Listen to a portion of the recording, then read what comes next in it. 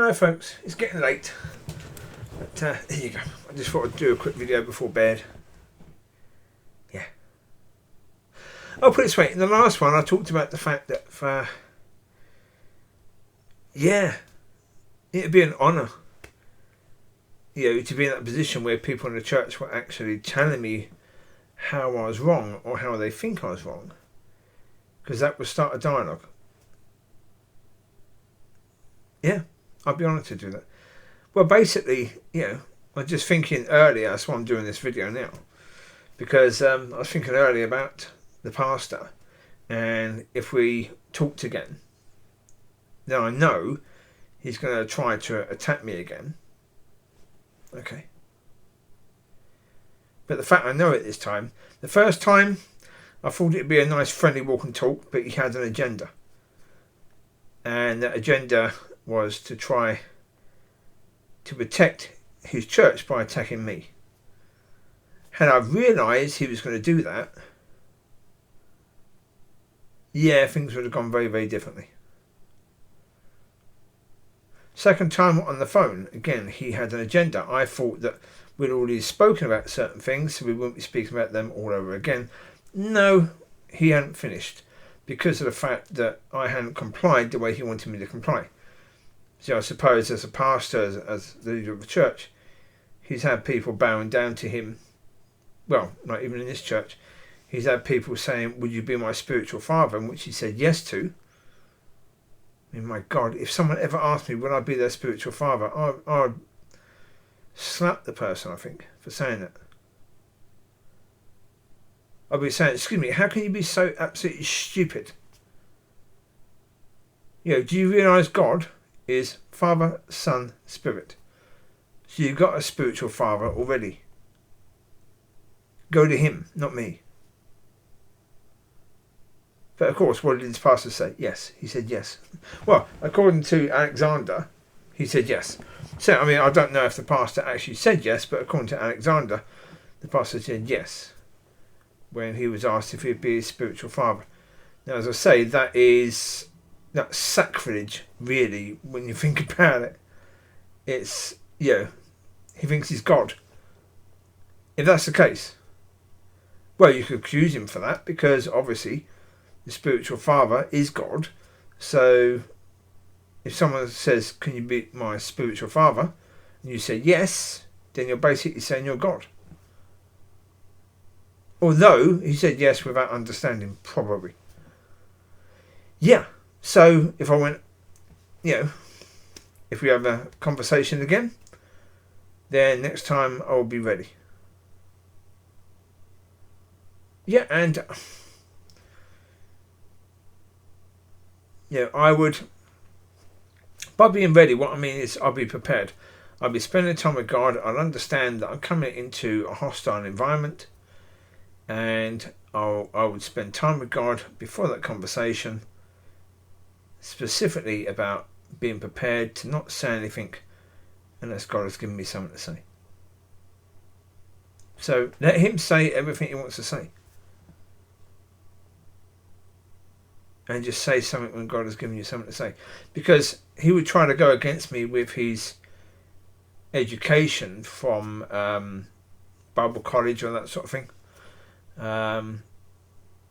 What they've taught him and what he's learned all through all these years. He tried to do all that sort of thing. Okay. Go for it. I don't care about that sort of stuff at all. I really don't care about, Latin sort of stuff. Don't care. Hebrew sort of stuff. Don't care. I really don't care about any of that stuff at all. And the people who say, oh, the Bible means this and means that. Don't care about their understanding at all. I really don't care at all. My position is, if God says something, then okay, that's truth. Simple as that. If he tells me to say something, then that's truth. Yeah. Anything else? I don't care. Really. That's not my problem in any way, shape or form. So yeah, would I love to have a conversation with these people? Yeah, of course. Beautiful, brilliant. I'd absolutely love it. Yeah, because it would be a situation where I'd say, okay, here we go. I'd revel in it. Well, put it this way, I know who I am now. I didn't before, but I do now. And, going back to probably around about this time last year, or just a bit later than this probably, God said, okay, you've got understanding, wisdom and knowledge. What's next? So I know I've got understanding, wisdom and knowledge. So I know that. So, okay.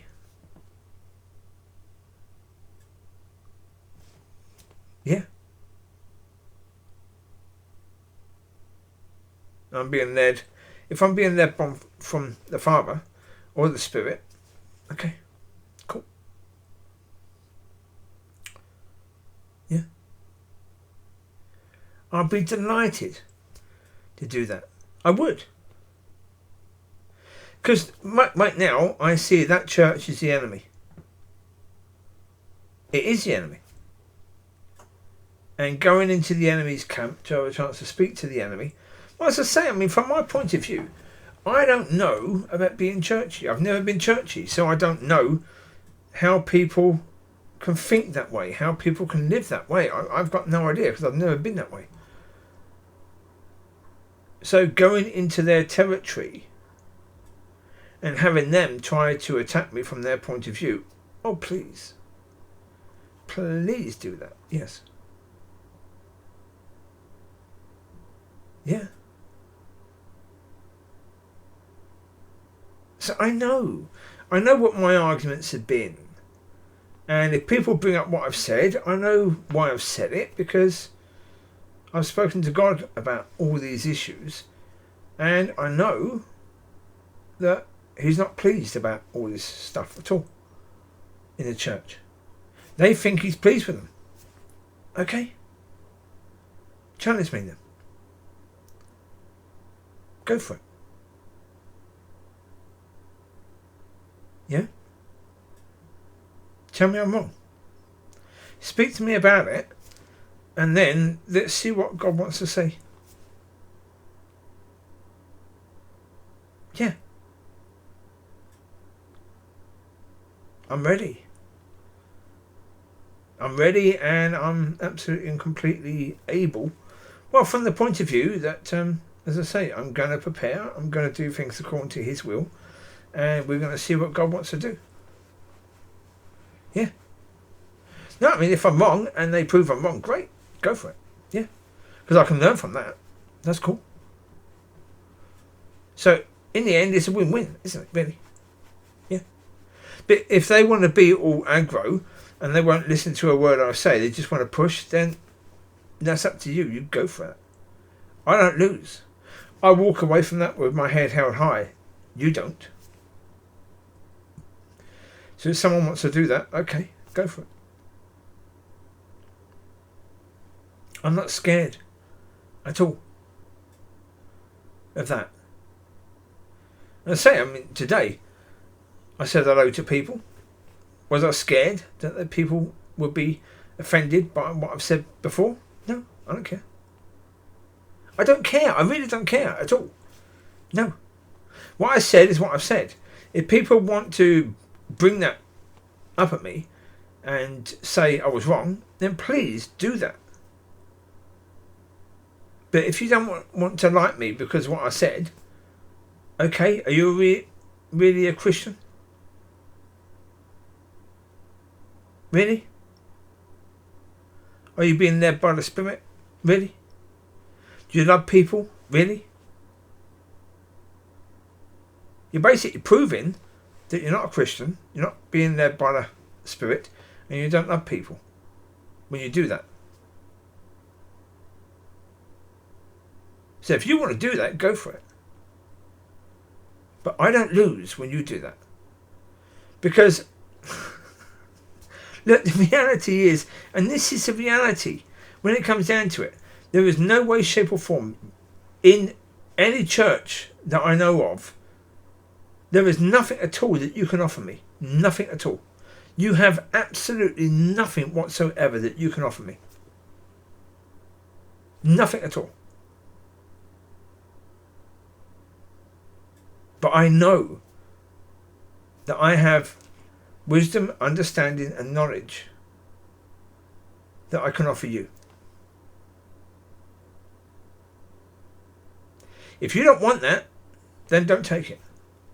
I don't lose. You do. So I can't lose at all, because in the last 2 weeks it's been really, really hard for me. Really, really hard. As I said, on that day I found out my dogs were rehomed. Yeah, that was a bad day. Really, really tough day. I'm still here. I've still got joy. So do I need you? No. Not in any way, shape or form. I don't need any of you at all. And I don't care. If you've taken offence to this, then that's not my problem. The fact that you weren't taught how to deal with offence is not my problem. Can I teach you how to deal with offence? Yes. I can do that. I can easily teach you how to deal with offence. Easily. Can your pastor? I don't know, you've got to ask him. Because so far you've not been taught. But the fact you've not been taught how to deal with offence, are you up to it to go toe to toe with me? No. Not in any way, shape or form. But, as I say, have a conversation. Yeah. Not about hate, but about loving each other. Having a conversation in love. Yeah. Let's do it. I will be gentle. I will be gentle. Unless you're completely out of order. If you're completely out of order, then maybe I won't be so gentle. But if you're trying to be loving and nice, then I will be absolutely gentle with you. Absolutely. Yeah. So there you go. You take care. God bless. I'll speak to you soon. Bye bye.